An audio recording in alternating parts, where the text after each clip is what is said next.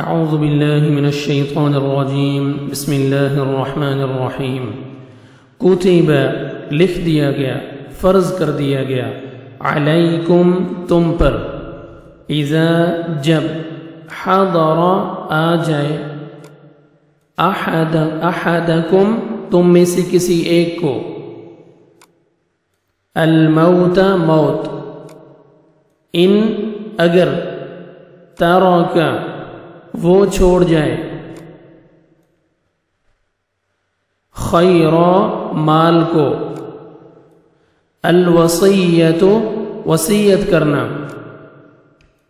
للوالدین والدین کے لیے،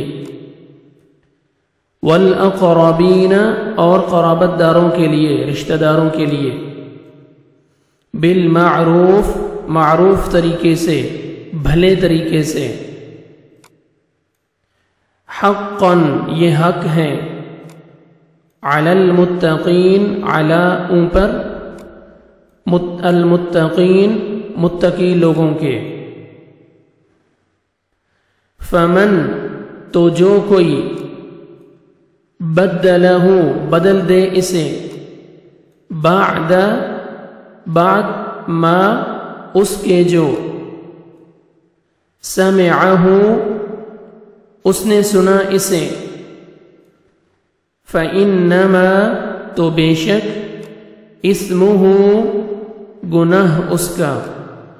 علی الذین ان پر ہے جو، یبدلون بدل دیتے ہیں اسے، ان اللہ بے شک اللہ، سمیع بے شک اللہ سمیع خوب سننے والا ہے،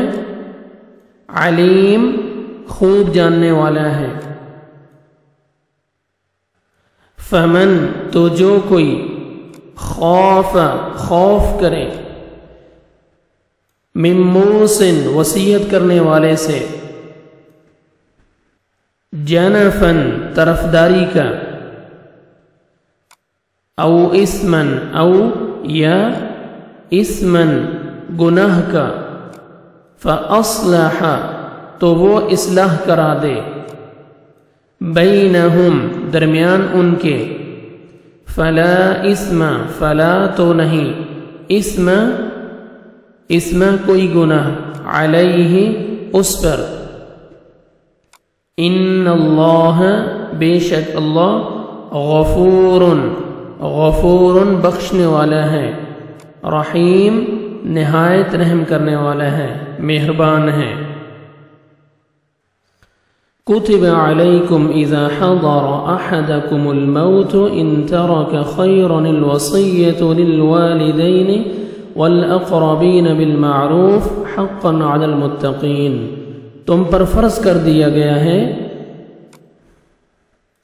کہ جب تم میں سے کوئی مرنے لگے اور مال چھوڑ جاتا ہو تو اپنے ماں باپ اور قرابت داروں کے لیے، رشتہ داروں کے لیے اچھائی کے ساتھ وصیت کر جائے، پرہیزگاروں پر یہ حق ہے اور ثابت ہے، فمن بدلہ بعد ما اسمہ سمعہ فإنما اسمہ علی الذین یبدلون ان اللہ سمیع علیم۔ اب جو شخص اسے سننے کے بعد بدل دے اس کا گناہ بدلنے والے پر ہی ہوگا، واقعی اللہ سبحانہ وتعالی سننے والا اور جاننے والا ہے۔ فمن خاف من موصٍ او جنفا او اسما فاصلح بینہم فلا اسم علیہ ان اللہ غفور رحیم۔ ہاں جو شخص وصیت کرنے والے کی جانبداری، طرفداری یا گناہ کی وصیت کر دینے سے ڈرے، پس وہ ان میں آپس میں اصلاح کرا دے تو اس پر گناہ نہیں، اللہ تعالی بخشنے والا اور مہربان ہے۔